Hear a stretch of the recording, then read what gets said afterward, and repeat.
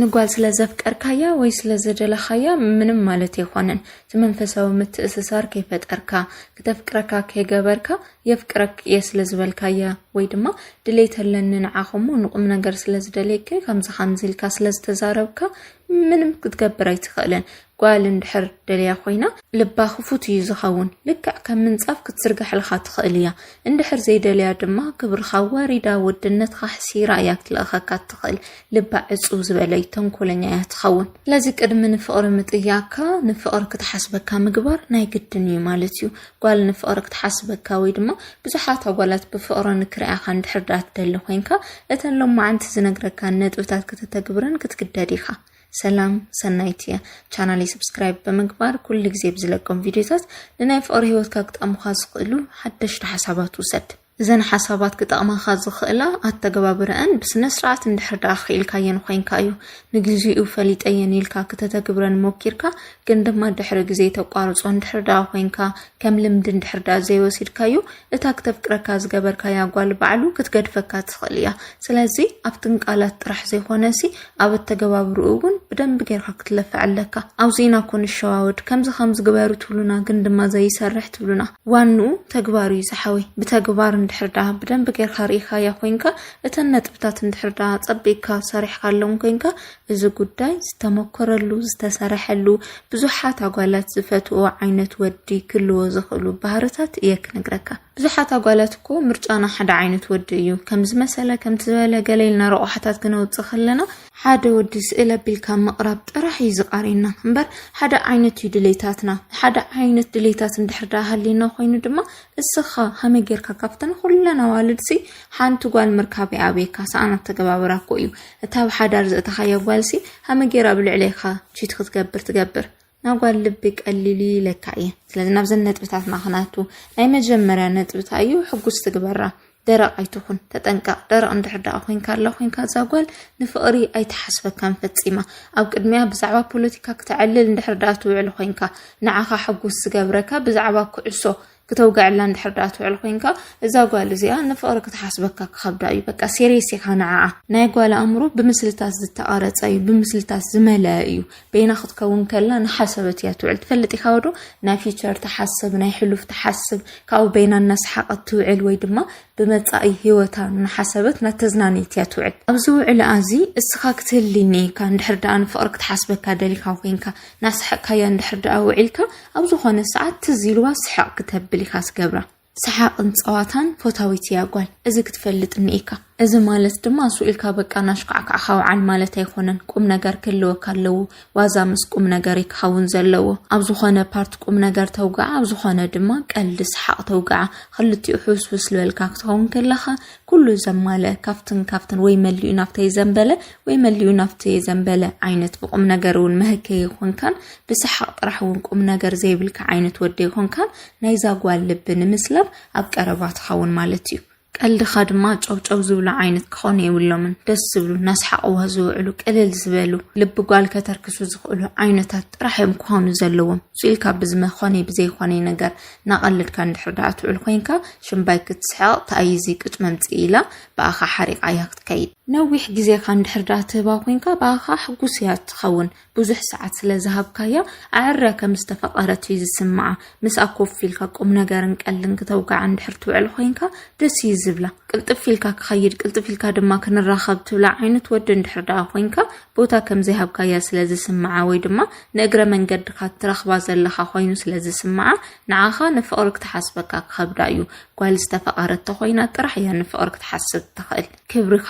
ግዜኻ ክትባ ከለኻ እዛ ጓል እዚኣ ከም ዝተፈተወት ስለዝስምዓ ምሳኻ ክትከውን ከላ ሕጉስቲ ኮይና ስለትውዕል ንፍቕሪ ንምሕሳብ ወይ ድማ ልባ ንኽትርክሰላ ርሕቕተይ ትኾነልካን ካልእ ነጥብ ድማ ሓግዛ ድጋፍ ጋር እያ ኣብ ጎና ጠጠው ክትብል ትኽእል ዓይነት ወዲ ከም ዝኾንካ እዛ ጓል እዚኣ ክትርኢ ኣለዋ ሓግዛ ማለት ግድን ብገንዘብ ማለት ኣይኾነን ብገንዘብ እውን ተሓገዝካያ ሃሊካ ተገበርካላ ጽቡቕ እታ ተፍቅራ ጓል ጸቢቃ መልኪዓ ናባኻ ክትመጽእ ከላ ማዕሪጋ ተትመጸካ ደስ ይዝብል ግን ድማ ኩሉ ወዲ ኣብ ገንዘብ ዘለዎ ምልከታ ሓደ ዓይነት ክኸውን ይኽእልን ወይ ድማ ኩሉ ወዲ ብዙሕ ገንዘብ ዘለዎ ማለት ኣይኮኒ ጓል ክትሕገዝ ዘለዎ ብገንዘብ ጥራሕ ኣይኮነን ምስኣ ክትኸውን ከለኻ ክብሪ ከም ትህባ መርኣይ ሓገዝ እዩ ቦርሳኣ ብምቕባል ክኸውን ይኽእል እዩ ጫማ ተተፈቲሑላ ጫማ ብምእሳር ክኸውን ይኽእል እዩ ወንበር ስሒብካ ኮፍ ብምባል ክኸውን ይኽእል እዩ እዞም መግለፂ ፍቕሪ ዝኾኑ ነገራት ክተሪኣ ከለኻ ወይ ድማ ክትሕግዛ ከለኻ ናይ ንግስና ስምዒት ይስምዓ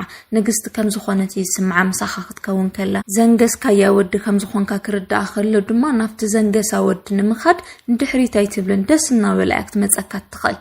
እዚ ፍቕሪ እዚ ወይ ድማ እዚ ስምዒት እዚ ክፍጠር እንድሕር ጌርካ ኮይንካ እዛ ጓል እዚኣ ዳርጋ ዝወነንካያ ኮይኑ ክስምዓካ ኣለዎ ኩላትና ጓላት ዕድመ ልክዕና እንደልዩ ነገር ተሃለወ ናሰብ ኣቴንሽን እዩ ናይ ወዲ ኣቴንሽን ማንም ወዲ ከም ዝንድሕር ደኣ ዝገብር ኮይኑ እታ ጓል ብርክኽቲ እያ ትኾንሉ ከም ተፍቅራ ድማ ከይ ነገርካያ እናተረዳኣ ይኸይድ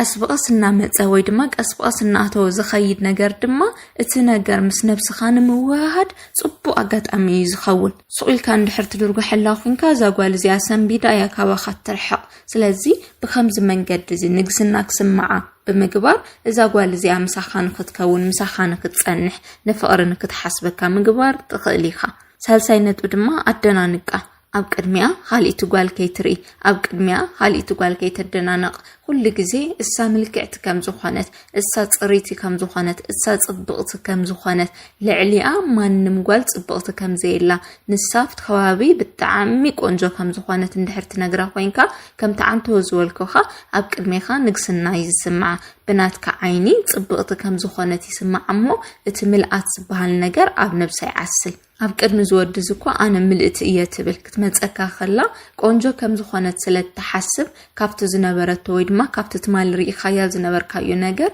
ወሲኻ ወይ ድማ ትፅበቃ ክጎልህ ገይራ እያ ክትመፀካ ትኽእል ዋው ኣጥዒምልኪ እዚ ክዳንስ ብልክዕ ክተሰሪሑ ክኸውን ኣለዎ ንዓኺ ጥራሕ እዩ መፅኡ መስለኒ ብጣዕሚ ምሳኺ ኸይዱ ገለ ክትብላ ከለኻ ዝበለፀ በቃ ቆንጆ ከም ዝኾነት ይስምዓ እሞ ዝበለፀ ናባኻ ንኽትቀርብ ኩሉ ግዜ ገለ ነገር ተኸዲና ፅቡቕ ነገር ገይራ ገለ ናባኻ ንኽትመፅእ እዩ ዝገብር ኣብ ገዛኣ ኸይዳ እቲ ዝነገርካያ ነገር ኮፍ ኢላ ክትሓስብ ትውዕል ነጊረካ እየ ጓል ኣእሙሮኣ ብምስልታት እዩ መሊኡ ከምዚ ክተዝብለኒ ወይ ድማ ከምዚ ኢልኒ ነይሩ ኣብ ዝብል ዓለም እያ ትነብር ብዙሕ ግዜ ንክትሓስበካ እዩ ዝገብር እንድሕር ከምዚ ጌርካ ኮይንካ እና ቀስ ብቐስ ልባና መለካዮ ልባና ሰዓርካዮ ኢኻ ትኸይድ ዋላ ጎደለታት እንተሃለውዋ እዚኣ ጎደሎላትኪ ኢልካ ይትናገራ እዚኣስ ከምዚኣ ምዃናሲ ከመይድያ ተጥዕመልክ መሲልኪ ከምዚ ተትኸውን ኮ ኣይመጥዕመትልክ ገለ ኢልካ እቲ ጎደሎ ንኣኣ ፅባቐ ይፈጥረላ ከም ዘሎ ወይ ድማ እቲ ጎደሎ ክተስተውዕሎ ብዘይ ምግባር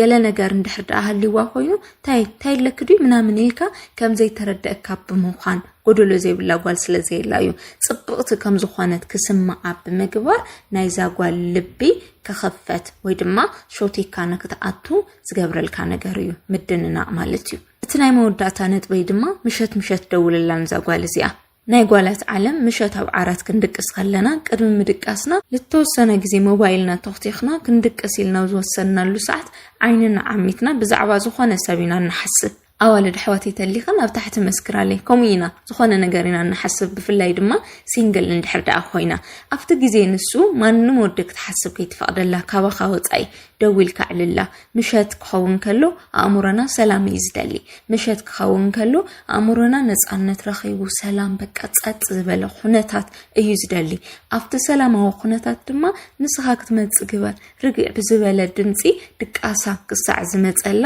ደስ ብዝብል ዕላል ኣውጊዕካ ህርሳ መወዳእታ ኣእሙሮኣ ሰፊርካ ተሓድር ንስኻ ኢኻ ንግሆ ክትነቅሕ ከላ ድማ መወዳእታ ተያውጊዓ ከም ዝደቀሰታ ፀቢቓ ስለትፈልጥ ቆላ ሒላ ቅድሚ ካብ ዓራታ ምውራዳ ንዓኻ ሓሲባ ንዓኻ ዝተማቂራ ተገላቢጣ ብዙሕ ነገር ዝተውዒላ እያ ክትወርድ ትኽእል ዕላልኻ ምቁር ክኸውን ኣለዎ ስኢልካ ጨውጨው ዝብል ወግዒ ከይተውግዓ ጓል እትደልዩ ነገር ወይ ድማ እታ ክተፍቅረካ ዝደለኻያ ጓል ታይታያ ትደሊ ብዝብል ኣፀቢካ ብምፍላጥ ብዙሓት ጓላት ሓደ ዓይነት ነገር እንዲና ንደሊ እዚ ነገር እሱ ብምፍላጥ እቲ ወግዕኻ ነቲ ናታ ድሌት ዝመሳሰል ክኸውን ኣለዎ ስኢልካ ብዛዕባ ፍቕሪ ጥራሕ ኣይተውግዓያ ስልችው እዩ ዝብላ ዘይተጀመረ ፍቕሪ እንድሕር ዳ ሃሊኩም ኮይኑ ድማ ብጣዕሚ ዝገደደ እዩ ጋህዲ ክሳዕ ዝኾነልካ እቲ ፍቕራዊ ሕቶኻ ساعة تقبلو السات فوتهم طرح بموقعها غزيخا كتحلف سلك امبر سيلوم سمعيتك اسقسو زخلو نغارات اودات زو يصقمكم سلا مشات زدولكم من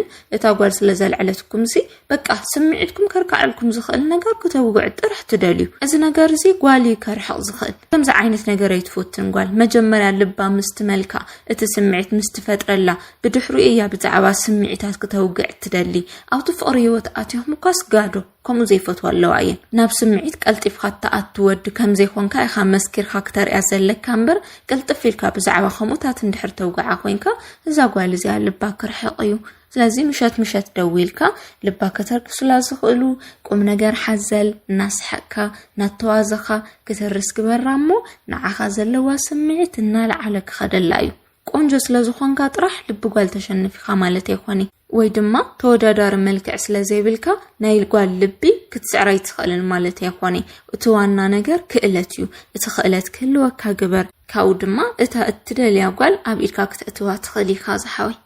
ቻናሌ حدش تخونكا ቻናሌ سبسكرايب بمغبار كل غزي زلقوم فيديوهات تطعملهم اذا فيديو زي اون تبصحنت من تنكلوا ذا ቻናሌውን من تنك تعبي لايك شير مغبار كيترسئخا سلام